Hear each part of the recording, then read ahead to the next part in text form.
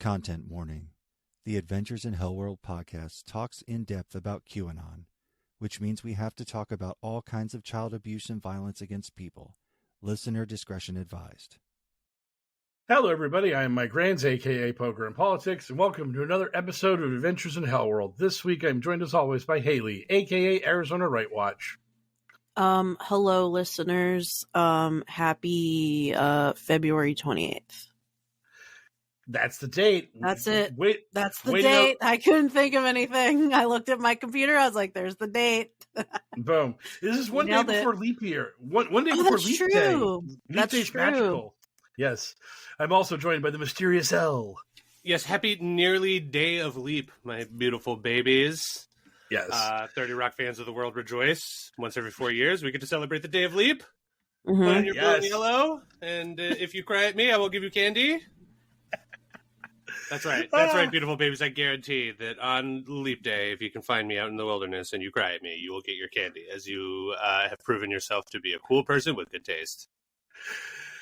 I had a coworker ask me if I put up my Leap Day decorations, and I just was like, man, this has to be a bit you're doing. And they just sort of chuckled about the fact that they're just really into Leap Day. And I was like, okay, I accept this. Yeah, dude, have you even gotten your rhubarb? I have not. I did not know I should do such a thing. Yeah, man, you have to wear blue and yellow. Otherwise, somebody can punch you or pinch you. I think it's pinch, like the classic tradition. And you're supposed to traditionally eat a fresh rhubarb. And it's a bonus day. It's a day of celebration, baby. It's a bonus day. You're supposed to take chances and live bold because it's like a freebie day. It's the Mulligan Day. According to Wikipedia, you get to watch Leap Dave Williams, starring Jim Carrey, as Leap Dave Williams, or Leap Dave Williams. Sorry. According to Wikipedia, it is the feast for Saint John Cassian. So we're still in feast mode. Yep. Yes. It celebrates an old man in a blue and yellow suit who is actually a horrible fish person who emerges from the depths once every 4 years to feed. But also, it's a day to celebrate taking bold chances. Just like you've never even seen 30 Rock. Right. Which is fair. That show is considered problematic today. And if anybody ever wants to pull my liberal card for 30 Rock, I'm here to tell them that will be the day that I become libertarian. Don't challenge me. I'll fucking make that call. I'll die on this hill. Man, I just love... I love libertarianism just for the whole idea of it's like, I'm all about freedom and people having the right to do whatever they want. And it's like, so you're basically kind of a Democrat because they're the Freedom Party for everything except guns. And then you're just like, nope, I'm actually just a stealth Republican. I picture, see, they're either stealth Republicans or people who self-identify as liberal but want to hedge their bets by giving themselves an out to have some opinions that liberals would fucking tear them apart for, which I totally get. So, if 30 Rock ever becomes so toxic that I have to go libertarian in order to be with the right tribe, then I will. And I'll buy a gun, and then I'll have a cabin with a gun, and I'll watch 30 Rock there. And fucking don't come on my property or I'll shoot you to death. Which is also something I associate. That's also something that I associate with libertarians. It's which is weird, right? It's just people who want to live off grid, and when they buy a gun, it's either for apocalypse bunker building end of the world style shit, or genuinely to protect their shabby cabin in the woods from the CIA in the off chance, Yeah. That's one of my favorite things about all kinds of conspiracy theorists when they're posting their spicy memes online. They're just like, my FBI handler's getting pilled reading all the stuff I'm writing. It's like, there's no one following you. Nobody cares about you. There's no FBI agent going, oh man, I've been monitoring these people, but they speak so much truth. What do I do? What do I do? As slowly the FBI is getting pilled by monitoring them. And it's like, no, you're just posting, you're just literally howling into the void. That's all you're doing. And if you manage to make it a little further up the food chain, you're howling into the void now with a small audience of like-minded lunatics who are like, yeah, bro, you got this. Get him with your spicy memes. You're the greatest. And it's like, oh my God. Speaking of the food chain, Let's talk about a fast food chain, because we're not technically in the boosh, and this has nothing to do with QAnon or conservatives or fucking anybody, but I do want to talk about it. How about that terrible Wendy's decision they're already backpedaling on? Like, that, who the fuck, like, which bean counter at Wendy's told them to announce that before they focus tested it at all? By which I mean even just going in, like, just go into a room with 20 people and be like, hey, imagine if a fast food chain charged surge pricing for their food. And everyone in the room would universally just be like, that sounds fucking horrible. It's just like, yeah, dude, 20 out of 20 people, 200 out of 200 people, 2 million out of 2 million people agree. That sounds fucking terrible. Nobody likes that. Why would anybody want that? Yeah. So surge pricing, for those of you who might not know about this, is basically a scam that rideshare companies use where if it's if you're getting out of a concert or a football game, or it's like a really busy time in a city, you pay way more for your Uber or your Lyft than you would if it was a quieter off-peak time. And Wendy's psychotically made the statement that they're going to experiment with surge pricing, where it's like, when we have 12 cars in the drive-thru, suddenly the price for food is just going to go up because you all want Wendy's now, so you all got to pay. And it's just, no, this is ridiculous. There's nobody who's going to abide by this. I would just leave. Right, exactly. There's an In-N-Out next door, and next to that is a Chick-fil-A, and next to that is another Whataburger that isn't currently doing surge pricing because they're not busy. So I'm going to go ahead and go. Right. Yeah. There's two Wendy's that I know of that I can frequent. One is near my house, and the other one's near where I work. The Wendy's near my home is literally directly next to a Burger King, a Taco Bell, Flip the Bird, which is like a local version of Chick-fil-A, and a McDonald's. So there are 4 fast food joints within walking distance of the Wendy's. And the Wendy's near my work, across the street from that Wendy's is a Burger King, and slightly down the road, like maybe a quarter mile, there's a McDonald's. And there's also a Five Guys in that area also. So it's just like, I have options. I would never pay your surge pricing in a million years, Wendy's. Never, not once. I would, you could not make me do that. Is anyone here a fan of Wendy's even? Is anyone a big fan here of Wendy's? I think Wendy's, I mean, of the quote-unquote big 3, like the original big 3, I do think Wendy's is the best food. But I don't, like, I'm not champing at the bit to go to Wendy's. And also, the big 3 are not the only players in the market anymore. Like, it's expanded a lot. Right. Like Five Guys would be the windmill slam dunk grand champion of them all if their fucking food wasn't, like, 40% more expensive than it should be for the amount you get. Unless you're talking about their French fries, in which case they will kill you with those fries. Yeah. Thank you for the extra fries. I love that they give you extra fries. I love the extra fries, but then like I've never had a burger from Five Guys and been like, man, I'm satisfied after that. Like that was enough burger for me. Exactly. I mean, like, and then the thing is that me and Elle are big boys, so we're getting like we're probably getting the double patty burgers when we go there. And I still, after I'm done eating it, I'm just like that, like.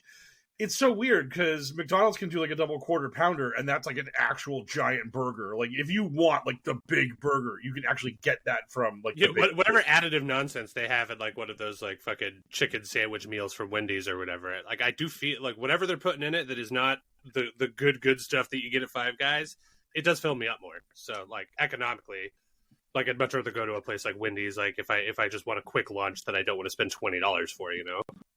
Right, but the quality of the food at Five Guys is better because it's cooked to order, and again, they give you a mountain of fries. So it's just one of these things where it's like it's trade-offs, but none of those other places are telling me we're just going to mug you when you come here. If there are too many people in the building when you show up, we're just going to take extra money from you because fuck you. That's why. And that's not including any of the quote unquote secondary players in the market. You know, like the fucking like fucking your Jack in the Box, In-N-Out. Fucking Freddy's, Carl's Jr., Hardee's, like all that shit. Like, there's just so many places to go get food. Wendy's, like, what are you? You definitely shouldn't have been the first one to announce this. What are you, crazy? Right. That's the sort of innovation you have to let like McDonald's take a chance on and see if it's something the market will handle, because McDonald's could absorb like an unlimited amount of PR hits. They're just so big. But like, you're Wendy's, dude. Like, if you ever did that, I mean, listen to what Mike Rage just said. Mike Rage just said he would rather go to a Burger King Are you kidding me? Oh yeah, Are you I know. actually literally kidding me? He said if you did that Wendy's, he would go to the Burger King. Do you understand? This is not 1978. Nobody should be like, yo, I'm thinking BK. Like, those days are long done. Yes. The only memory I have of a Burger King is me eating the Burger King and then me puking and not making it to the bathroom in time, and I just puked all over the fucking right in front of the counter area. So bad. And right now, Burger King is like, man, this is the best press we've gotten on a podcast in months. At least we're talking about us. No press is bad press. Dude, the local Burger King, I don't know if it was a nationwide thing or whatever, but it was back in like around the turn of the 2000, the turn of the 2000, around the turn of the 2000, the aughts, the 00. But the local Burger King had like a fucking like 2 for $2 like Whopper deal. Like, I don't know if they just like way over ordered on their meat, or if it was like, hey, please come into Burger King. We're begging you. We're giving it away. But yeah, I mean, 2 Whoppers for $2. Like, I ate a lot of Whoppers that week. It's a lot of sandwich for $1. Like, and if you're poor, I was like, sign me up. Like, that's worth the trip. But under normal circumstances, the Whopper's like $8.50, and I'm just like, guys, I mean, it's a lot of burger, but I can get a lot of burger from a lot of places. You're Burger King. The thought of Burger King, it gives brown and orange the same way the 70s does to me. Like, when I think of like not the good kind of brown and orange, like fall or Halloween or Thanksgiving, the bad kind, like the 70s, where everybody fucking forgot what taste was and everything was hideous. Like, yeah, I don't know. The weirdest thing, it was like, I actually saw a thing where someone was like, McDonald's prices are ridiculous, and then someone said, if you use the McDonald's app, you get way better prices. And then it got into this whole argument about how like all these franchisees try to set their prices at a certain rate so they can make money, and then like McDonald's corporate sets a different lower price through the app to like fuck with the franchisees. So it's basically just like, if you use the app, you're basically like undercutting the people that are trying to make more money. But McDonald's corporate doesn't care because they want to make people think that like they're good with like lower prices and all this kind of stuff. So I thought that was a very interesting like tug of war that I was reading about. And then like 3 days later, Wendy's just drives a car through your front door screaming, surge pricing, we're lunatics. I was like, what the shit? This is crazy. Yeah, and I mean, don't get me wrong, I get the impulse. They, like, all of those chains must really be feeling the squeeze because, that fight for 15 started to work, and it didn't come from nowhere, like all of a sudden they're just like, damn it, we used to be able to pay these tickets $8.75, and now we have to pay them like $13 or whatever. Like, yeah, prices are gonna fucking go up. Like, that's just the way it's gonna go. But surge pricing is not it. You just have to you have to decide what you think that your customers are gonna accept as just like a uniform hit to pricing across the board. And it's up to your PR team to spin the former dollar menu to now be the cravings under $3 menu. Like, that transition already happened.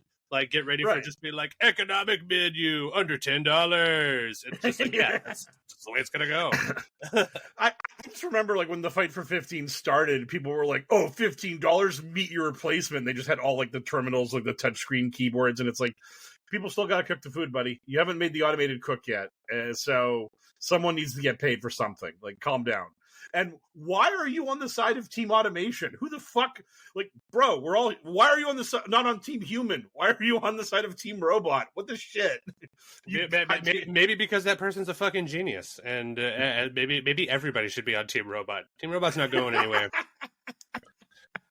I was complaining Robots about this take over all the jobs. No more money, everything free, and then that's it. That's how it works, we don't have to worry about jobs. The robots are taking care of that, Yes. Yeah, as long as capitalism is happening, technology is going to continue to take jobs away from people. It's been happening forever, and it's going to continue to happen forever. And all these people that think that it's going to stop now suddenly because they're being loud about it on social media are fucking delusional. Like, it's never going to happen. I get it. It sucks. Like, and complaining about it is something that a lot of people want to do. But if you want change, you're going to have to do a little more than like armchair warrior this one. You're going to have to do a thing. Like, because no one's pulling the plug on AI. I can go type some word. I can go type a prompt into fucking ChatGPT and get like a thesis or whatever. Now you know what I mean. Like no one's gonna like that's happening. That genie's not going back in the bottle until after we get through our Dune, like our Dune fucking galactic war, and then we abolish all machines. We get really into genetic engineering. Anyway, we've already ranted about fucking just nonsense for too much, so let's get into our amuse bouche. It's time for a light sampling of insanity. Get ready for the amuse-bouche. AI always leaves a bad taste in everyone's mouth, so let's talk about something happy and awesome. Namely, a dark cloud hanging over the Boebert family, because fuck the Boeberts. We don't like the Boeberts. And apparently young Boebert is a rebel without a cause. I guess one of Laura Boebert's sons has been getting into some fucking crimes. He's been doing a laundry list of crimes. So, Mike, what's going on with the Boebert son? What's he up to? Tyler Boebert, who is 18 years old and thusly can be prosecuted as an adult, has been indicted for 22 criminal charges. I've read conflicting accounts, because this is all coming out like today as we're recording, that he's either been hit with at least one felony or a series of felonies in these 22 counts, and that he was making false IDs, he was breaking into cars, he was doing all kinds of fun stuff on this rampage of his. Most people are having a very good time about this because Lauren Boebert made a tweet about how the Biden crime family is destroying America. And she posted this pretty much, this had to be right after she found out about her son doing all of his crimes. So it's really funny that she had the temerity to whine about Hunter Biden and the rest of the Biden criminality when she knew that her own son was at the local police department getting talked to about all the bad things he was doing. So that just hit, and we'll see how this all plays out with him.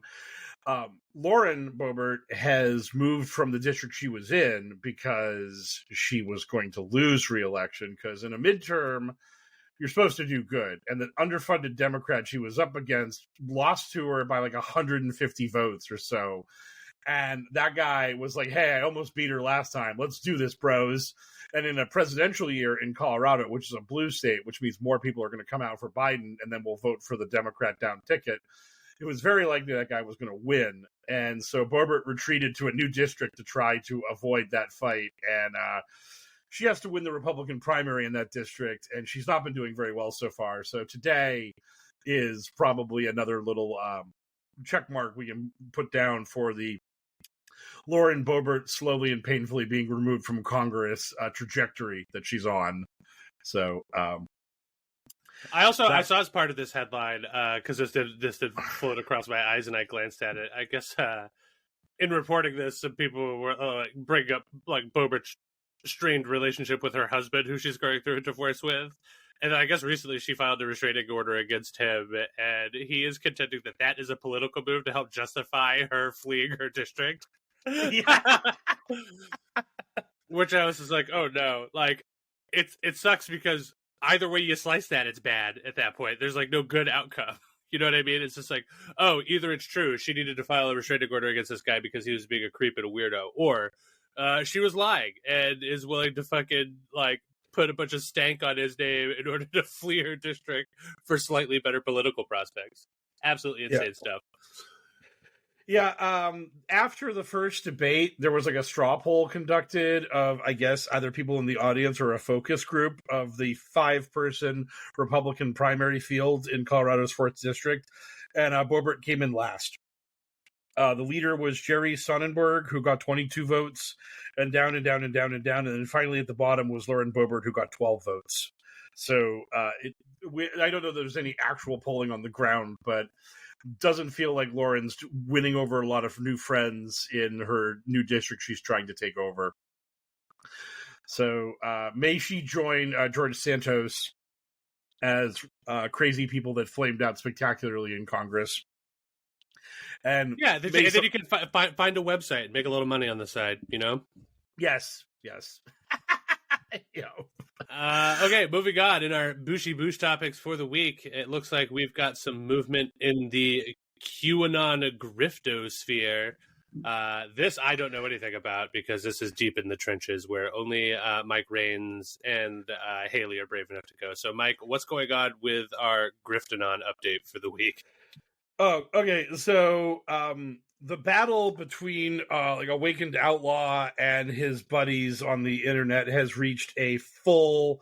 It reached its full conclusion where he got his full name doxed at this point. Our buddy's name is Joel Barr, Barr. So, congratulations, Outlaw. He has again tried to play the bigger man in all this, while Matrix Authority and Spooky Groove continue to talk shit about him and call him a gatekeeper and all kinds of other fun stuff. This is, again, for those of you who are not sure about this, they had a this falling out is over Mike Flynn and how he is a good guy according to most QAnon people, and the other side is just like, no, Michael Flynn is actually a bad guy and we hate him. And this the third side is like, no, actually he is Q and he always has been.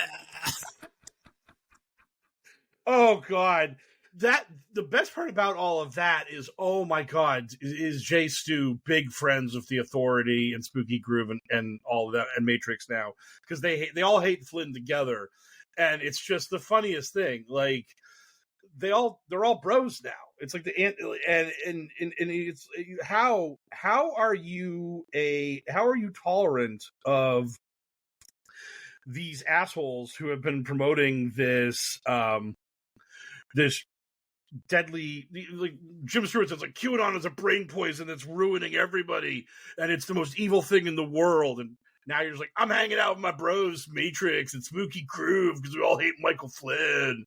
And it's like, you do know they're QAnon promoters, right? You do understand that this is Mike, have you never heard that the enemy of my enemy is my friend and bro and we should drink beers together? Like, it's no big thing. Actually, what we should drink together is coffee, because a bunch of QAnon promoters have decided to create their own brand of coffee called Kofifi Coffee, which comes from the bizarre miswritten tweet by Donald Trump back when he was president, talking about Kofifi. And because I thought Trump that was a decode. Are they making fun of their own shit now? They're making a reference to a decode and all this kind of shit from then. So now, literally, they have specialty coffees. Beer at the Parade has a dark roast. Enoch's News Blend, the guy who has Boebert as his avatar, which he couldn't use on this coffee packaging because he'd obviously be fucking sued because he doesn't own the rights to Boebert. Pepe Deluxe has a 6-bean blend. Brainstorm has a cowboy blend. Defender Dolly's Grind is a medium roast. Sarge has a roast, not our Sarge. I think it's the Parasite guy. Yeah, I think that's the Parasite guy. Awakened Outlaw, aka our buddy Joel, has a coffee called Awakened. Brenda has a donut shop coffee, and my favorite one of all these is Brian Cates, the fucking crank who used to write for the Epoch Times and is now just a QAnon lunatic, has Brian Cates's Keto Premium Roast. So if you love QAnon, you can go buy the coffee of your favorite QAnon grifter. And a bunch of people have made fun of this because obviously you should, because this is obviously a fucking scam. And just Are you going to get some? No, I'm not. I've never drank coffee in my life. And if I ever did, the last thing I would do is be like, man, I need to put some money in this QAnon promoter's pocket. I mean, like, oh man, Julian's rum needs a few bucks. Here you go, Julian. I'll buy your brand of coffee. It would be interesting if like there were shit. Oh, well, the thing is like... I bet it all tastes the fucking same, aside from being light, medium, or dark roast. I bet it's all the same shit. Mm-hmm. Yeah. Yeah, that's what made me laugh is that they did span the gamut of the roast for all the different people because they obviously wanted to hit those different varieties. And I also enjoyed that's the easiest way to trick stupid people into thinking that your coffee actually does have a flavor that it doesn't. Not that I'm saying that no coffees have flavor. I've had very good coffee that does have like unique notes, but like a lot of the shit piss swill that you get in America is just like, it's literally just like, does it taste light, medium, or dark? That's it. That's all you're really getting out of it. Is how fucking black are the beans when they cook them? Like, just like for instance, I'll take any of Starbucks, it. all dark roasted horse shit, all terrible. But you know, am I not going to Starbucks? Yes, but that's because they're anti-union dickheads and not because their coffee tastes bad. I would be in line just like the rest of you fools, if not. But yeah, their coffee, it just sucks. Dunkin' Donuts, medium roast, also terrible. Terrible across the board. Lord knows I love an iced coffee from Dunks, but it's not good. I'm just conditioned to like it because I grew up in a certain place of the world. Oh yeah, like if you live in Massachusetts and you drink coffee, you go to Dunks. That's just how this works. I mean, they're just omnipresent. You guys have Dutch Brothers? No, I'm an only child, actually. Dutch Brothers coffee? Dutch Brothers coffee, it must be a like West Coast thing, but like it has this following that's a little bit obsessive to the point where you'll see people where their entire car is just covered in all the Dutch Brothers stickers that they have. And like when you go to Dutch Brothers, I can't go there. I'll put any slop coffee in my mouth, throw a cigarette in my mouth, delicious ashtray mouth with coffee. But Dutch Brothers, first of all, is pure sugar, so I don't want it.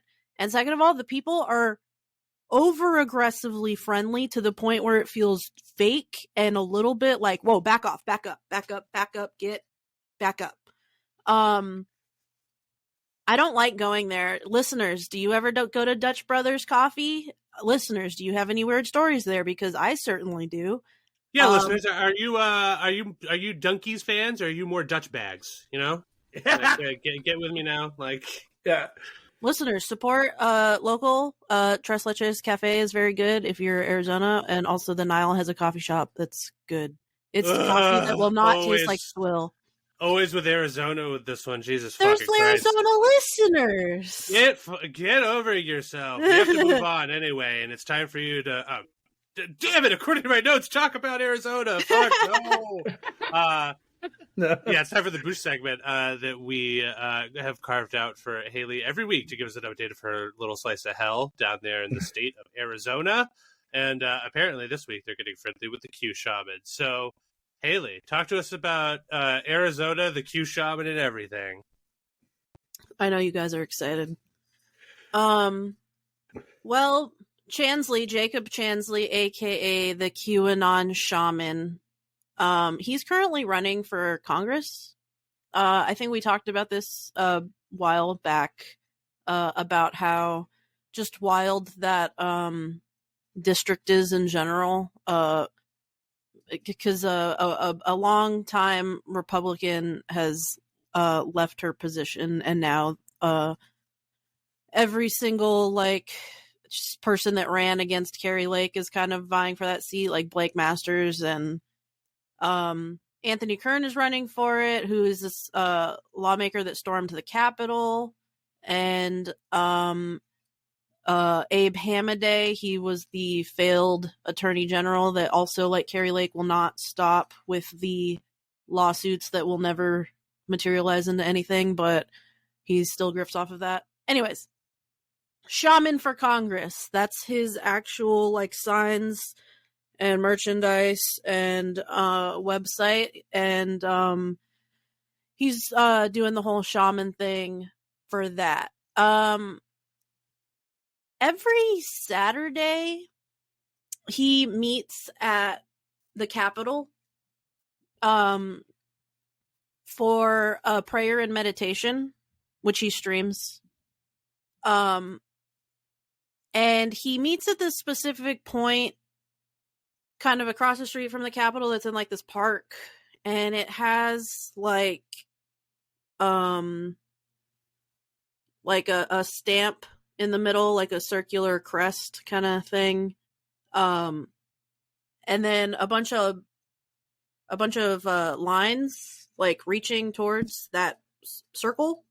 And that's where he prays and meditates because he believes that this is a ley line. So Mike, would you like to explain, please? Yeah, ley No, lines. I'm sure the audience knows what ley lines are. They're with it. Okay, Yeah. No, so ley lines are a idea that there is basically energy in the earth, and that if you can like find where that energy is, and then go to where the power is in it, you can siphon it off for yourself. It's a form of like kind of chakras and spirituality, but in the actual ground itself. And people that believe in ley lines believe that we are sort of instinctively drawn to them, which is why capital cities are put where they are, because we went to where the power was, and that's where we established our like roots of our societies. And so yeah, you can really feel it if you've ever been to Albany. You're like, wow. Oh God, the power. I'm pretty sure our capital was moved also after we became a territory. So that's kind of funny. Well, they figured out... Or after we stopped being a territory. They figured out where the Wi-Fi signal was stronger on this other ley line. They were just like, yes, we get a better connection on this ley line. Right, exactly. Yep. So... Yeah, it's moved a couple times. It was in Prescott, and then it was in Tucson, and then finally Phoenix. So which one is it? Is it all ley lines? Is there multiple? Yes, ley lines are everywhere. That's the whole point of ley lines, is that you can just like constantly tap into them. They're just, it's weird. It's almost like you make up ley lines as you go along, and then just say that the ley line is there. It's strange.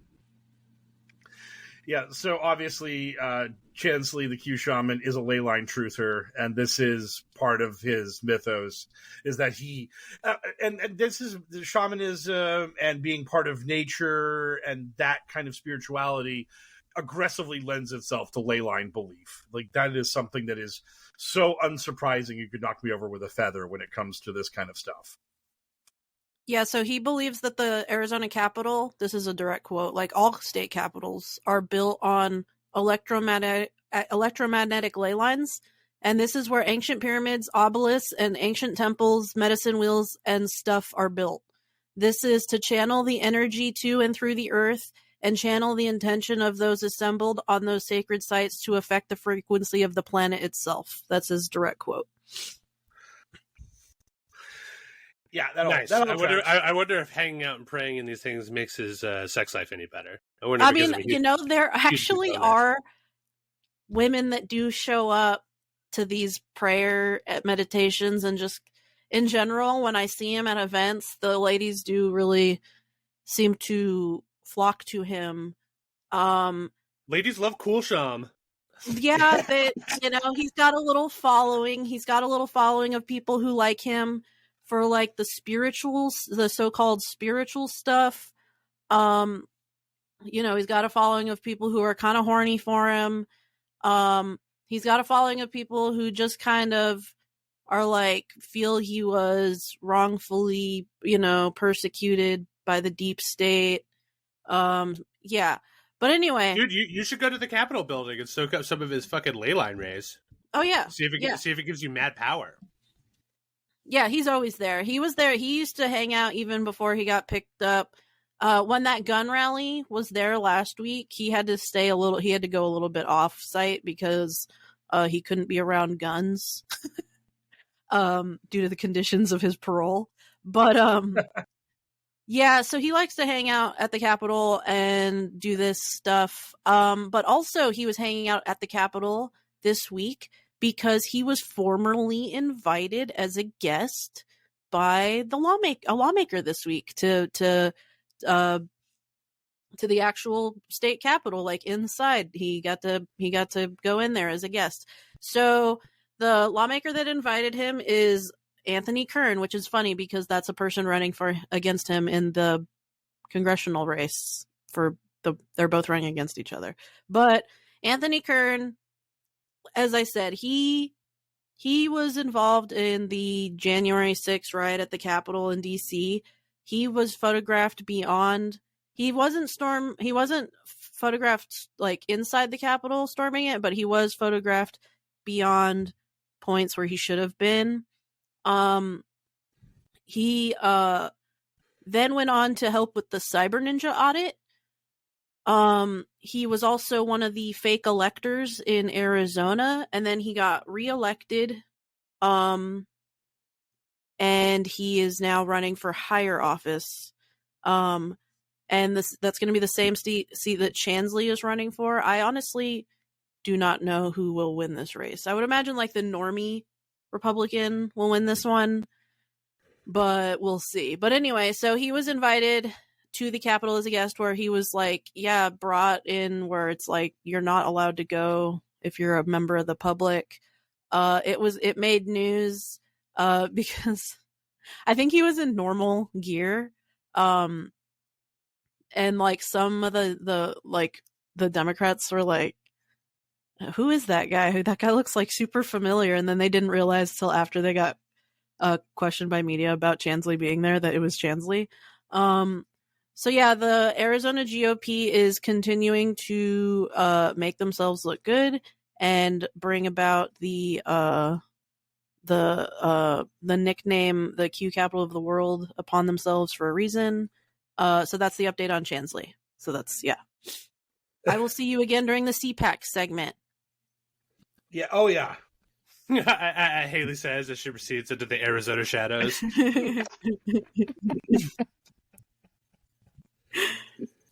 Well, there we go. Yeah, dude, ley lines. It's such a crazy thing. I mean, that's the sort of shit that I'm glad that QAnon people are still into, because that sort of weird mysticism and super science nonsense is always my favorite parts of this conspiracy theory. Yeah, like, because again, I only know what ley lines is through like non-QAnon related like mysticism shit, like, you know, fucking urban fantasy books and like Magic the Gathering and stuff like that. So when ley lines came up in our QAnon discussion, I was just like, ooh boy, I'm about this life. Oh yeah.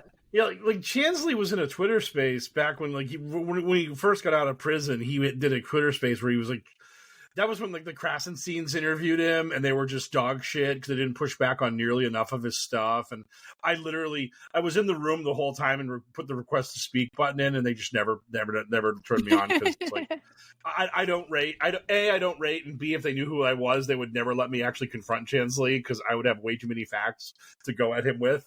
But at one point in the conversation, they were like, yo, you're all about this, like, the nature and the environment, so how can you support Trump? And Chansley just went into just like all the nonsense about free energy and Tesla technology that was like stolen by the government, and like that was how he was going to clean up the environment, was literally just super magic technology. He didn't want to talk about how the Democrats actually work to help the environment, and Donald Trump is just coal mines all day. Boo! Yeah. It's like, oh God. It's like, man. It's funny because he has 4 policies on his website. He makes a big, all caps, the 4 policies I am running on are chosen for good reason. And there's surprisingly, nothing about ley lines, nothing about environmental energies.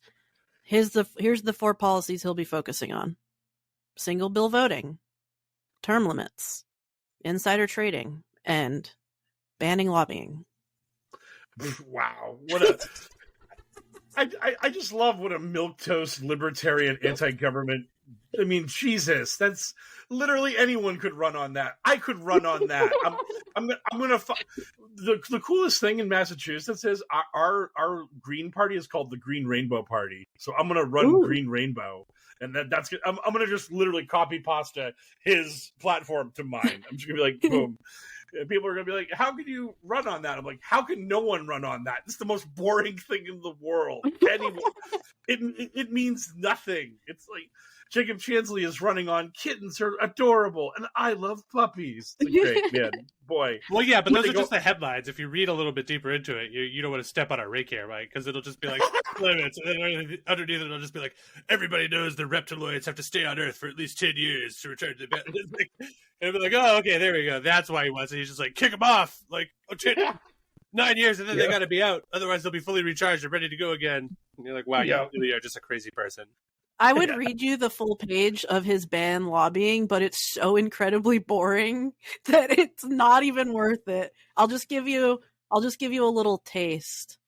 Promoting equality in politics representation. By making lobbying illegal, the playing field could be leveled for all constituents, regardless of their financial resources. This could lead to a more equitable representation of diverse public interests. Like it's literally just normal words. It's all just normal words. It's Snoozeville. it's. I was fighting to keep myself awake as you went through that. Oh my god! The entire audience is asleep right now. Yeah. If you ever read anything from the Q Shaman's political website again, you must do it in your ASMR voice. Here, I'll keep going. Lobbying can create conflicts of interest where lawmakers might prioritize the desire of lobbyists over the needs of their constituents. Knock it off! You're gonna get me bricked up. But yeah, so bricked up over here. It's a lot of this. It's shockingly tame for the Q Shaman policies. But yeah. Anyway. Well, that guy's got nothing. It is boring. Who would have guessed? I thought he was probably a pretty wild and crazy guy based by the fact his whole identity is putting on a fucking furry costume just without the face mask and dancing around for a bunch of conservative idiots. Mm-hmm. Anyway, vote for him, I guess, if that's your thing. Better than Anthony Kern. Better than Blake Masters, who is also running for that seat. Blake Masters, who's literally just an alien in human form. Like, I don't think enough can be said about that man and the psychotic nature of his commercials. I just got a taste of it, but Haley had to be immersed in that guy's shit when he was running for Senate in Arizona. But it's just like that ad he did with the gun. We talked about it before in the podcast like months and months ago, but like it's just like, wow, this is literally an audition tape for like the remake of American Psycho. This is just absolute total no emotion, no connection to the audience, just being like German made Walther PPK. Pow pow pow pow pow. And he made a few like that. He just kept showing off guns. He's like, here's a gun I didn't kill anyone with. You want to see it shoot? You know? Yeah, everybody loves guns. Lord knows we love guns on the Invention of HellwQrld podcast, and we think everybody should have at least 3 guns. But he didn't even make it fun. The one with the silencer, it was just like you can't hear anything. There's nothing there. It was just like showing him like shoot at a dirt lot that was just like I didn't hear anything, and it wasn't cool. It was just guns are always cool, Haley. That's where you're I'm wrong. sorry. Everybody loves a gun, a big metal penis. I'm sorry. I believe we can all agree. That's another 30 recommend. Maybe for real this time. No, you're definitely going to get in there to take some shots at Mitch McConnell, too. In our headline news segment, which is coming up now. From the digital headlines to the digital front lines, it's Q's in the news. Yeah, this is like breaking news. Mitch McConnell has decided that he is too old to be doing a government. So he has decided that after November, he is going to be doing the retirement thing at the ripe old age of 82, I think. Yeah, what an absolute unit. Yeah, so our boy Mitch McConnell has decided he will no longer be the Republican leader in the Senate, be it either as minority or majority leader, pending the results of the election. So in November, he's just going to call it a day. He's going to go back to being a regular old senator and try to live out his term, which still has 3 more years left on it. I've seen nothing but celebrations from literally everybody. QAnon hates McConnell because he is not he sucks up to Trump a lot, but not 100%, which makes him insufficiently loyal. And of course, the left hates McConnell because he's a monstrous piece of shit who basically quarterbacked Trump's entire presidency and wrote all the legislation that he then told dumb Trump to sign his name to when it came time for that. So And the Shredder hates him because he looks like a turtle, but a man. Yes. Yes, I often view my politics through the lens of what does the Shredder think about these things. Dude, it's fucked up that we can't elect the Shredder to president just because he wasn't born in this country. I'm just going to come out and say it. Nobody really else is going to say it, but I will. Yeah, it's really unfortunate, mostly because I'm drawing a blank on the Shredder's actual name, and I'm just calling him the Shredder. Was it Arakasaki? Was that him? I can't remember if it was Urokusaki was him, or if that was Splinter's original name. But I think no, it's Urokusaki. I remember that because I remember there was there was this one episode of the cartoon that just ended with Krang yelling that at him. He's like, "We'll see about that, Urokusaki," because they were having one of their tiffs that the Shredder and Krang had all the time. One of their fucking marital fights? Yes, absolutely, 100%. I mean, they were literally they were a nuclear family. Like the Shredder and Krang were the parents, and Bebop and Rocksteady were their delinquent kids. I mean, that was just they were coded that way aggressively. I mean, it just.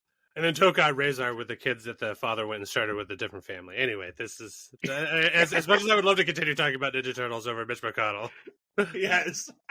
That's not the podcast we set up for ourselves. So let's get back to talking about Turtle Boy IRL. Yeah. So the main question about this now is who on earth are the Republicans going to replace with for the leader of the Senate? Because dude, Matt Gaetz, obviously. Oh, Marjorie Taylor Greene, get in there. Yeah, man. Yeah. Thankfully, both of those nutbags are in the house. But Donald Trump hasn't waved his orange hand over somebody yet to determine that they're the next person the Republicans will elect, because I guess that's how that party goes now. Yeah. Oh, yeah. That is. I mean, that is the issue. I mean, I wonder if the brain trust around Trump are currently having a meeting where eventually one of them will then go to Trump and be like, yo, Donnie, here are 3 options for who we want to run the Senate. And then they basically just have a giant argument with Trump because he's just this bellicose moron that has interpersonal relationships with various senators that he likes and doesn't like. And they have to lean on him to eventually pick the one monster they want him to pick that is most likely to toe the party line for whatever Trump wants them to do.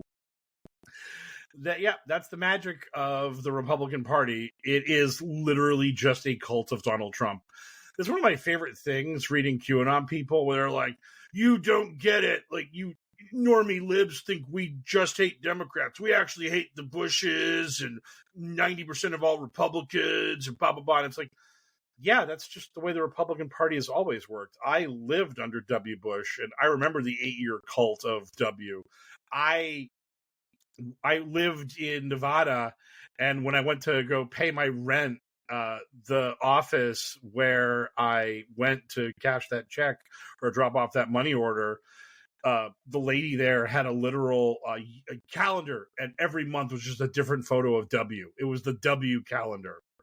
And then guess what happened the moment that guy became so toxic that a black man became president after him? They unpersoned him. The unpersoning of Trump is going to be so egregious. Do you suppose that person just really loved the presidency and then had a similar calendar for Obama? Just so... That would have been awesome. They just love the office of president so much. I wish. Oh, that would have been so great. Sadly, I wasn't around for that. I wasn't in that apartment complex when Obama was in office, unfortunately. There's just something about being able to facilitate a genocide against Palestinians that gets me so wet. Oh God. Because that's what the president of the United States is supposed to be doing, right? That's their job.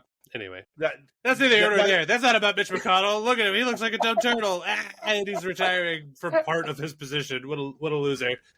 Anyway, yeah, it's so weird that they don't already have somebody Was this a surprise move? Because you would think that they would already have somebody lined up if he had kept them in the know about this, right?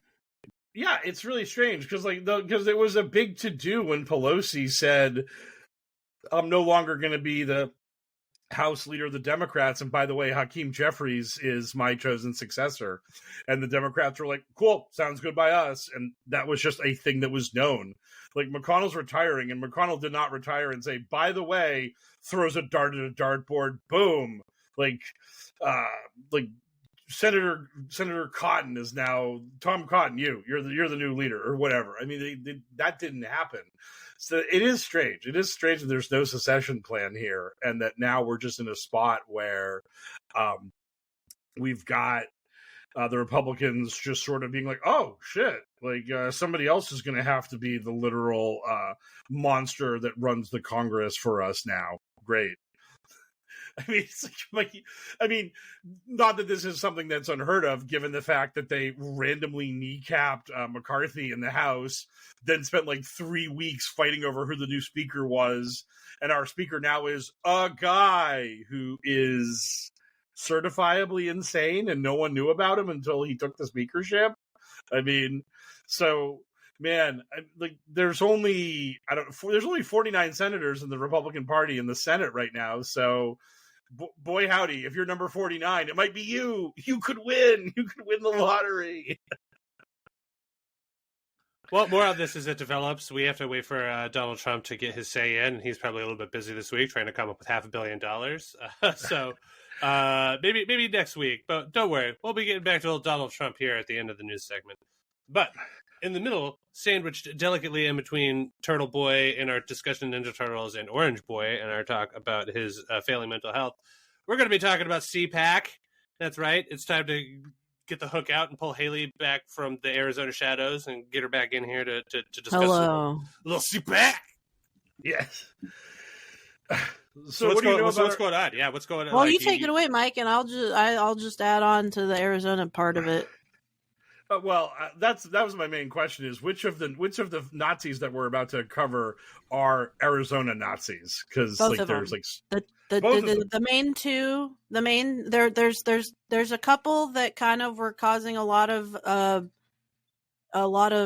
Nazi problems at CPAC this weekend, which CPAC officials are denying any Nazis were in attendance at CPAC, which is a big fat fucking lie, and you could put that on record. Whoa, Haley, so bold, yep. Man. Mm-hmm. You could put that on HellwQrld record, okay? That this is a lie. This is a filthy lie. These are Arizona Nazis, at least 2 of them that were there. There was a bunch of there was like a little group of dorky Groyper fuck Nazis because Jared Taylor, well, they would be there anyway because the Groypers love to go to all the conservative events, the traditional conservative events, and do what they do, which in this case there was one who Amanda, friend of the show, Amanda Moore, she wrote about in The Nation her experience getting banned from CPAC, not the Nazis getting banned from CPAC. She got Sieg Heiled on by a couple Nazis, like one Nazi, and there was a group of Nazis around her. One of those Nazis included a guy named Kyle Ferreira, who is a local. He was harassing not just people like Amanda and other journalists, but he was also like going around and like asking people like or calling people like Sebastian Gorka a fucking F slur, which is the anti-gay slur. And he was just asking Matt Schlapp why Fuentes wasn't allowed at CPAC. Like Nick Fuentes. He was just kind of generally being a little Nazi fuck throughout the conference. And then the person that Sieg Heiled on Amanda in the CPAC lobby, so that seems like a Nazi at your event, Mr. CPAC. That's he's not from Arizona. He's originally from California. His name is Ryan Sanchez. He is a neo-Nazi from California, but recently moved here. And he was kicked out of the military for his affiliation with a neo-Nazi fighting gang called the Rise Above Movement. And he is very closely affiliated with Patriot Front, which is funny that so many of the conservatives keep this fucking guy around when they're like, Fed. about Patriot Front. Yeah, Patriot Front is allegedly the fakest right-wing group in the history of the world.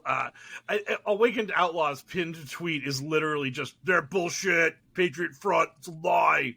And it's like, they gotta feel so bad, Patriot Front. They're like, hey, bro, leave us alone. We're really Nazis. Honest, we swears it.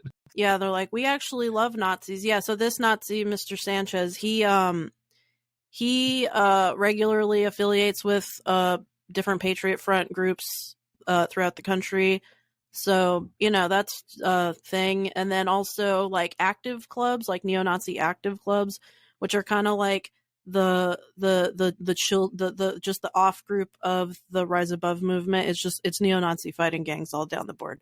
So this is a Nazi. He's a proud Nazi. He's pretty open about being a Nazi. And so any claim that there was no Nazis at CPAC is a filthy lie. And yeah, they kicked out Amanda. The CPAC officials kicked out Amanda as she's getting harassed.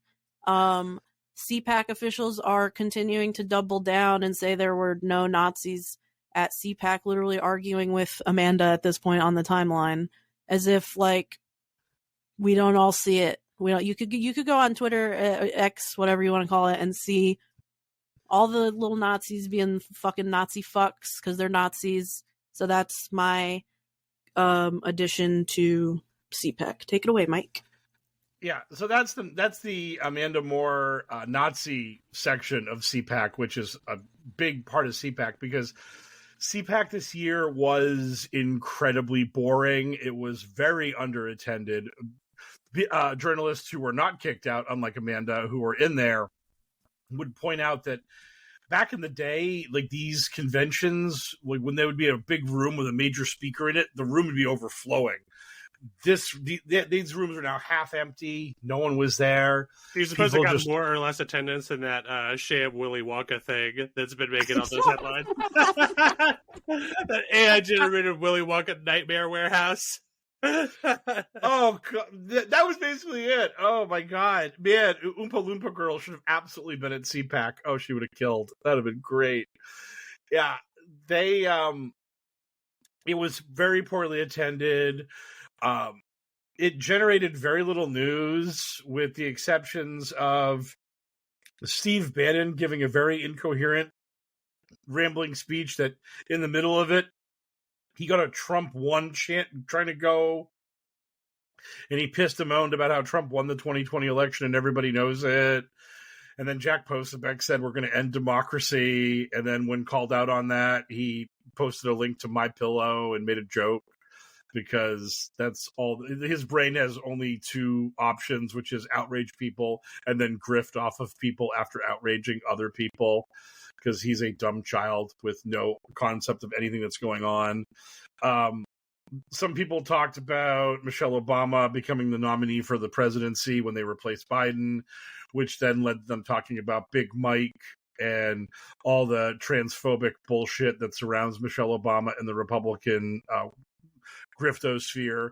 And it's really like sickening and kind of horrifying how mainstream that has become in these circles, where everyone's just sort of like, calling Michelle Obama a guy is just like, it's par for the course. Like, if you have a Republican in front of a microphone and they talk about Michelle Obama and they don't make an innuendo about her being a dude, it's kind of like, whoa, do I have to give that guy a cookie now? Like, has he cleared a bar that it's so fucking low that like he gets a reward for it? It's like, oh my God, this is, it's just horrifyingly bad. So, and then finally, and this is a smooth segue into our last segment, is Donald Trump gave his rambling CPAC keynote address. And this speech, at the end of it, featured him rambling on about Melania and being like, our great first lady, oh, she was the greatest, the best of all first ladies, everyone says so.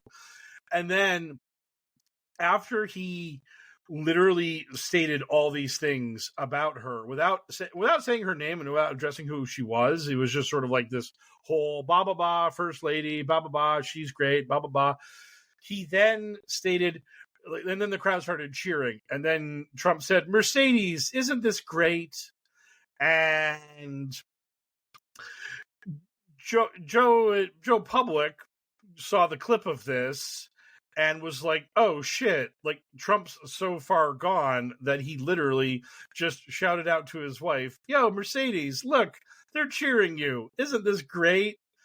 And this started circulating around Twitter and social media. That was not a great sign for the Republican nominee. And this then led to a bunch of people sort of tut-tutting and freaking out about this, where what was happening was people were claiming that while Trump was giving this ramble about how great his wife was, and then people started cheering, he saw Mercedes Schlapp, the wife of known sexual predator, first name Schlapp here. I don't even remember his first name, and fuck that guy. He doesn't deserve it. But basically their claim was he saw Mercedes Schlapp in the crowd and called out to her and then said, Mercedes, isn't this great? So there was this big argument / conversation about, hey guys, we have to play nicey nice with Donald Trump, and we can't say that he has dementia because he got his wife's name wrong, because he didn't. He was talking about something else. It's blah blah blah. And Keith Olbermann got in on this, and Keith Olbermann's like the biggest Trump hater in the world. And I was just like, bro, what are we doing? Like, why are we trying to give Donald Trump an out for a fuck up? Like, have you ever seen a Republican in the history of the world have a Democrat make a misstep? And they're like, oh, no. You get a mulligan on that, good sir. I understand what you were going for, and I accept that. And now I'm just going to sort of let this one slide because finally a sign of conservative hypocrisy. Yeah, exactly. It only took us a little while, but we got there. We finally found it.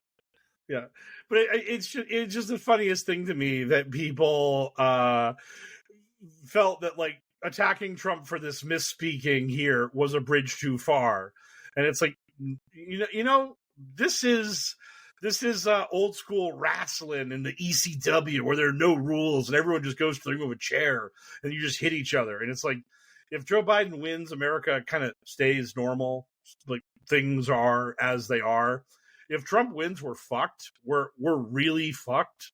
I mean, like, this is super deluxe bad.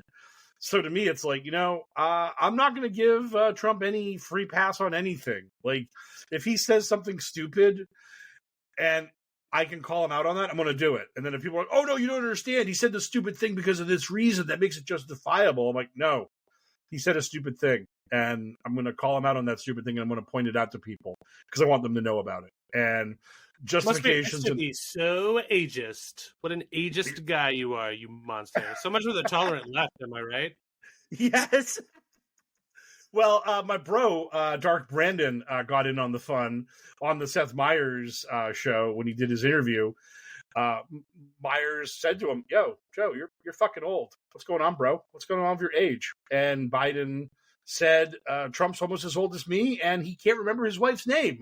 And I was like, good. Yes, Dark Brandon, hit him on it. Attack, Dark Brandon.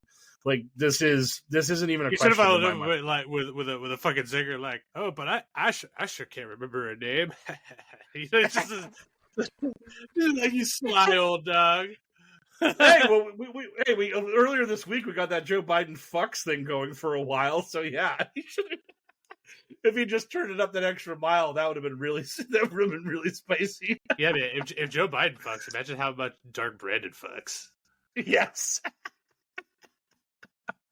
Oh man. So yeah.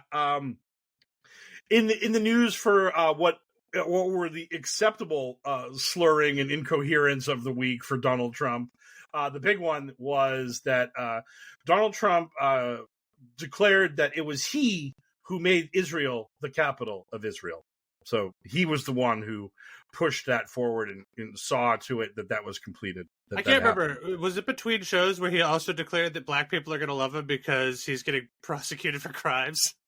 Yes. Oh, yeah. Oh, God. Is that also this thing, speaking of his failing mental thing? I mean, why would you ever say that? It's just like, dude, Black people love it when people when their heroes get persecuted for crimes or whatever. It's like, wow, you're out of your fucking trees, dude. It's so crazy. Oh my! Yeah, Trump's entire speech before the Black Congressional Caucus or whatever it's called, like this weird front group of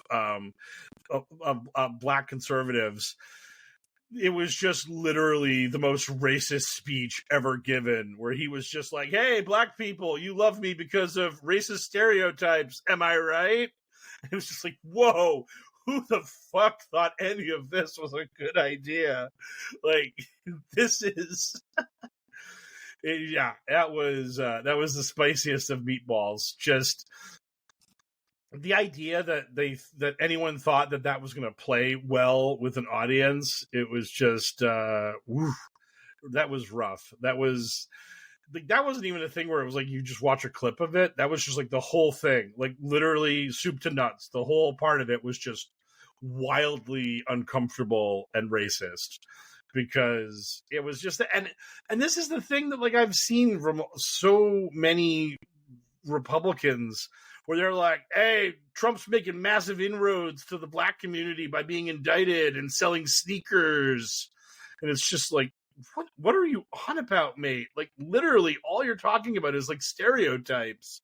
Like, this is such a like just tactless, shitty, awful thing to be, where you're just like, "Hey man, I understand the Blacks because of crime and shoes, and what other things do Black people enjoy? I will talk about them as well." And it's just like, man, like, boy howdy, like, what are we doing here? What is going on? And I mean, it's just really strange. It was that speech was nuts.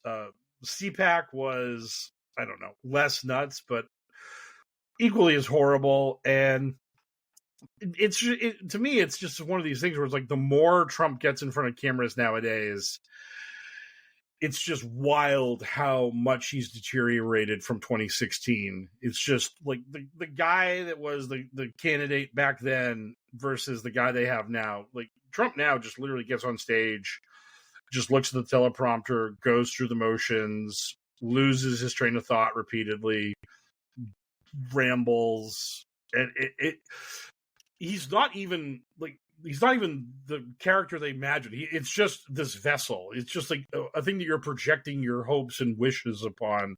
But I read so much stuff from QAnon people who are like, "Oh man, the boss killed it tonight," and they show a clip, and it's just Trump in this dull monotone being like, "We will crush the deep state.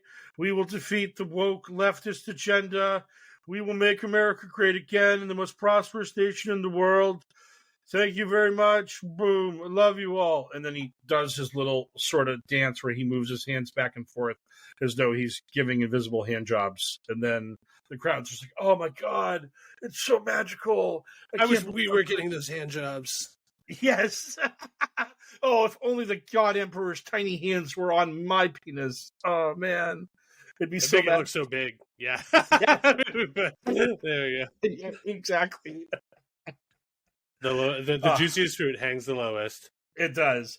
And the final breaking news that came out for Trump recently, in the last hour or so, was that he's supposed to put up most of the money for his appeal bond or whatever. And right now he's trying to negotiate with the court to only have to put up $100 million for the appeal instead of like the full $500 million. And again, the Republicans tell me, "Oh, Donald Trump, the ultra billionaire, one of the richest men on God's green earth." It's like, why is $500 million like not in his sofa cushions? Why is he currently pleading with the courts? "Can I just give you $100 million, please, so I can take care of this work for me and get this appeal process handled?" It's like, why is he so desperate for money? Like the whole narrative behind his candidacy and presidency was that Donald Trump is so super rich he can't be bought, unlike Hillary Clinton, who would literally do anything for $1. You could bribe that broad 6 ways to Sunday because she just needs the cash because she's practically in the poorhouse, old Hillary Clinton. But Donald Trump, he's just got billions and billions in the bank. You can't touch that man. He can do whatever he wants. He's outside the constraints of capitalism and economic pressure because he's so wealthy he doesn't even know what to do with his cash. And yet now, here we are with him hat in hand before the New York State courts being like, hey, can you shave off like $300 million from my bond appeal, please, por favor? Can you take care of me on that one? I'd really appreciate that if you could do that for me. And it's like, man, maybe he isn't really a billionaire. Maybe he really doesn't have all this money we've been told he has. Well, more on this Donald Trump bankruptcy and slide into senility as it develops. But for now, let's get to our listener mailbag. Our listeners got questions. We got answers. It's time for Q&A. Snorlax CPAP snuck this into a different thread, but they asked for this to be put into the mailbag. Biden's dog, deep state or white hat commando led by God? Because if you hadn't heard the story, it's like apparently a thing came out where there's been like 24 biting incidents involving Biden's dog. Biden's dog is just going hog wild on people around him. So here's my answer, and it's going to be incredibly unpopular because some people think these things don't exist. I'm just going to call it bad dog. You know, bad dog. Like you're biting 20, 30 people or 40 or however many it was. Was it 42 or was it 24? It was some really high number, like double digits and more than 10. Dude, bad dog. I'm gonna say good dog because he's biting mostly like what is it, the Secret Service people. He's biting right, he's I don't care about biting that. He's biting the Trump Secret Service people, so he's okay. I don't care who it's the Secret Service and just bite him. I don't care. That's funny. This thing is that I'm actually trying to frame this inside of the narrative of QAnon. So I have to go deep state. I have to imagine that inside the deep state narrative, you have these like beleaguered Secret Service agents. They wake up every morning and they hate that they have to protect the illegitimately elected president, that they know Joe Biden is a usurper who stole the presidency from the God Emperor Donald Trump, God's chosen person. And then they show up to work and Biden's just like, hey there, Smitty. Another day of watching my old ass. And Smitty's like, yes, Mr. President, sir. And then Biden just has an evil gleam in his eye, and he's like, hey, Commander says hello. And the guy's like, oh, no. And then the dog just mauls him. He's like, ah! And then Biden and the dog just walk away, and the guy's like led off to the hospital again. And he's just like, Dark Brandon and his feral demon hound just like hauling off and brutalizing people. So I have to go deep state because I can't see the white hat the action behind it. I mean, if Commander was biting like other Democrats and stuff like that, then I could see them being a white hat. But no, it's just rank and file Secret Service dickbags who obviously QAnon would think are good people. So I think that this dog is possibly protecting Joe Biden from, yes, deep state actors who want to do him harm. Mm-hmm. Oh, you can go the other way with it, but yeah, Mm-hmm. That's the double reverse. If those deep state actors don't know that it's Biden wearing a mask, that they don't know it's James Woods, and like those people are like, oh, I've gotten into the Secret Service. I'm going to assassinate Biden to save the world. And Commander's like trying to give him the note, like, bro, the Biden's on our team now. It's okay. It's like the reverse of the scene in Endgame when Captain America leans over and says "Hail Hydra" to the Hydra agents, and then takes the scepter. I mean, it's just like kind of that. But Commander unfortunately can't talk because he's a dog. So very good. So good dog. So thank you. Yep, thank you for the question. Me Bad asks, favorite bumblefuck from the influencers or pundit circles, Baby Q, Dinesh, the Krasensteins, Jacob Wall, etc. I don't know that I have a favorite of these people because they're all like really terrible. I think that Baby Q is probably the most fucked up of them because that guy was really working it when he first got on the scene. That guy like DM'd me a bunch of photos of him working in front of like computer servers and shit. And his whole grift is so transparently like obvious that he's just trying to scam people that don't have a very high level of intelligence or media literacy, where he's just like, hey, in the future, I'm Q, and I'm sending codes back to myself in the past. It's just like, buddy, like, how do you say that with a straight face? Like, you're just fucking lying to people and you know it. So it just, like, I just find that guy to be, like, really distasteful. So, screw baby Q. Dinesh is actually obviously the more dangerous of all these people because he's actually like a mainstream Republican who is taken seriously by way too many people, even though he's a total scumbag. And his propaganda movies just reach the eyes of way too many people. Oh, absolutely. I mean, there's the number of people who've been like, oh man, 2,000 mules proved the election was stolen. And it's like, how? And they're just like, it did. And it's like, oh God. It's like, no, like, fuck you. Yeah, so I would say that of them, like, Baby Q is the most dishonest. Dinesh is obviously the most dangerous. The rest of the Krasensteins, they're just looking for money. They're just doing a thing. They're doing a bit. They're not big. And same with Jacob Wall. Although the difference between the Krasensteins and Jacob Wall is that Jacob Wall will eventually end up in jail one day because he's going to do a big boy crime. Whereas the Krasensteins are just like grifters. They're just looking for a buck. Like, you're not a serious person if someone comes up to you and it's like, hey, do you want to debate January 6th with Alex Jones? And you're like, I'm in. I mean, you'd better cut me a check, and that check better have at least 5 figures on it before I would even remotely think of doing such a thing. I mean, like, I'm like $40,000 and I'll fight Alex Jones in a live debate, but not even a penny less than that, because like that's your dignity. Like, you're really like people would probably be like, oh, Mike, that's way. I'm like, dude, I need that money. But like, you offer me 39, I'm like, no, it's still not worth it. Like, you have to hit my price point for me to be willing to start engaging in shit like that, because it's just ridiculous. So yeah, that would be my take on those people. They all suck and are terrible and bad.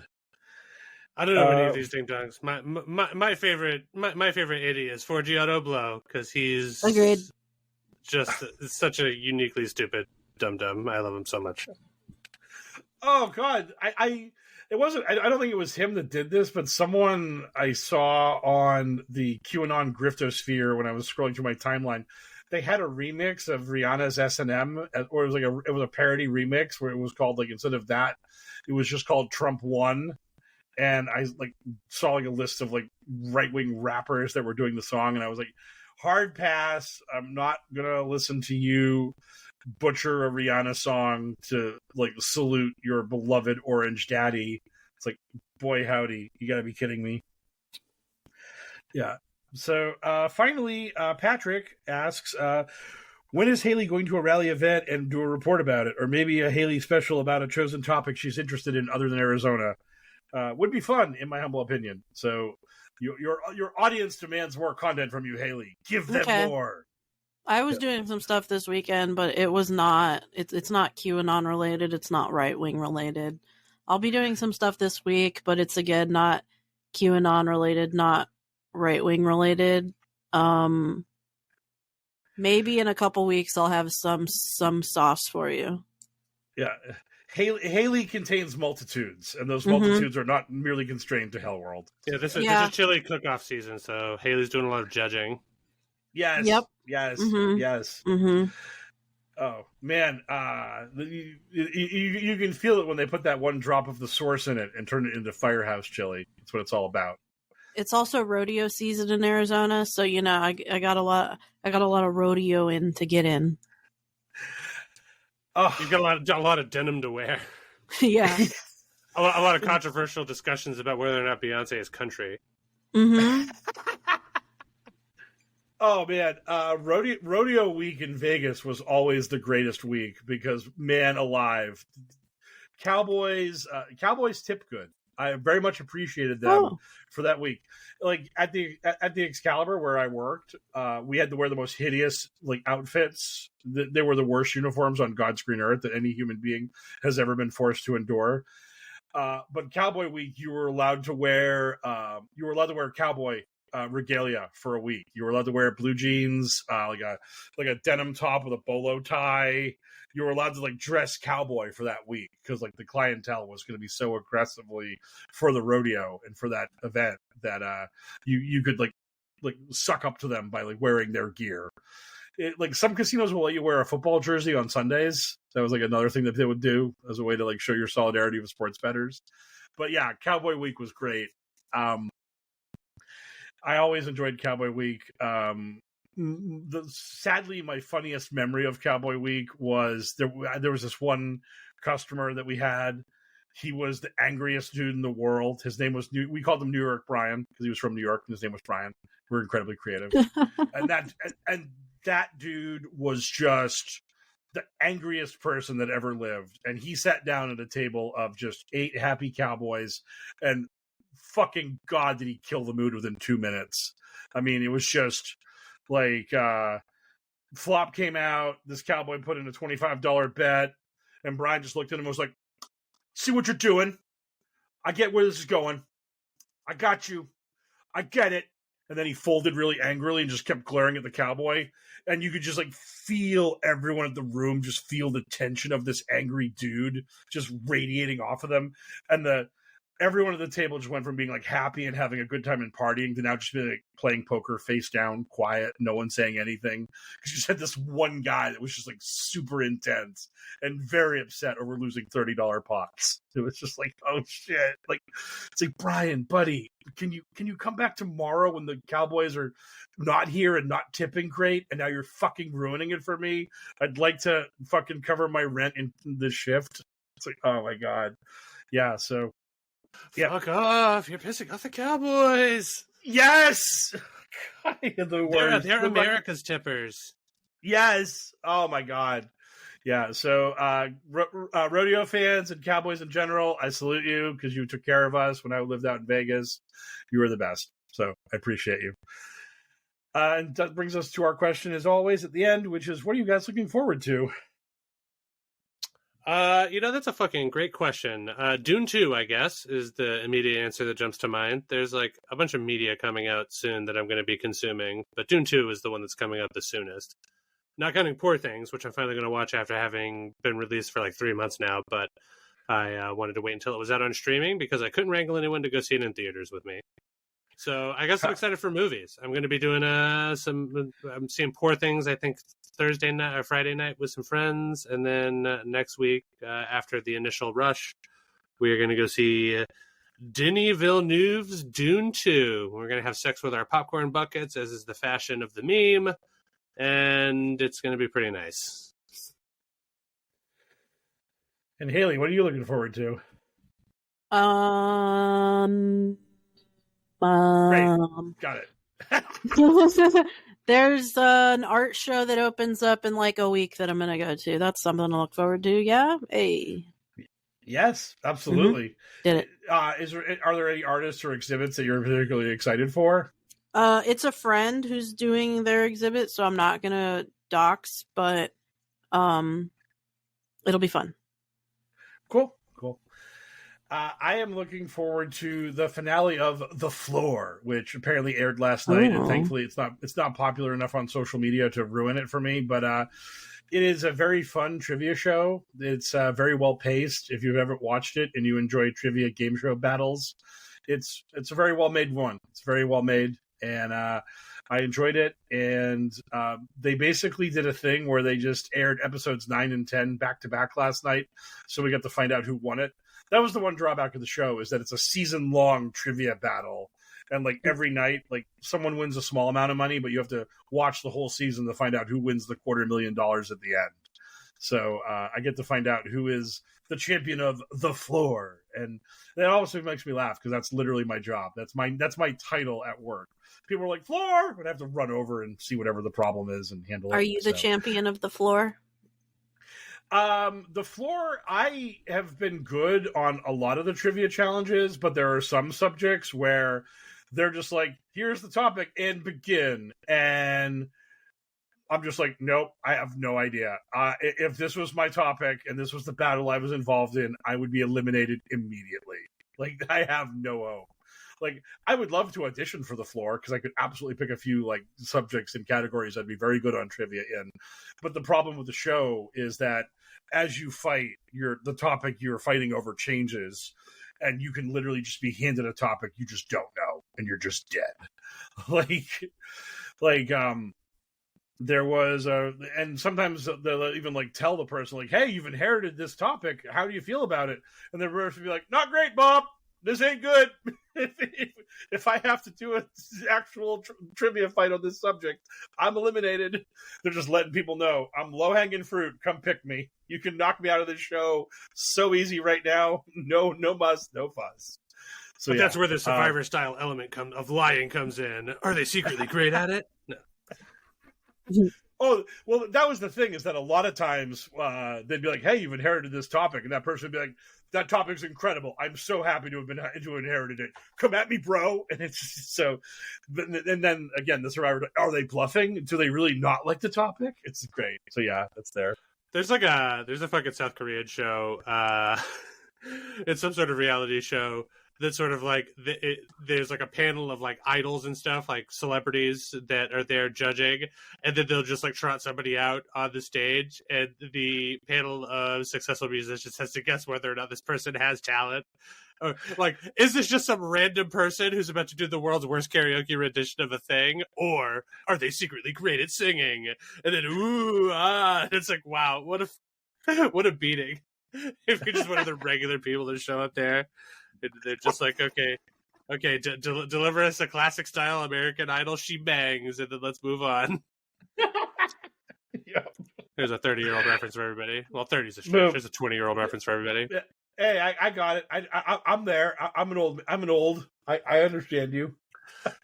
Speaking of old, it is fucking getting long in the teeth of this show, so it's time for us to leave HellwQrld. And in salute of being old, let's get into like fucking old people rascal mobility scooters and put our way out of HellwQrld for the week. Let's Velcro our shoes and slowly shamble towards our Velcro scooter. Hey man, scooters. I already Velcro my shoes because that is a fat person trait because my feet are enormous. Which is weird because, you know, they're not especially wide. They're wider than they need to be, but they're not especially wide. They're just dumb fucking long. Anyway, thank you, listeners, so much for listening to the show. If you're still here, again, can't imagine why you would be. If you'd like to continue supporting the show for free, but even harder, you can do so by visiting, by giving us a 5-star review wherever your podcasts are from, by visiting that place and then giving us a 5-star review.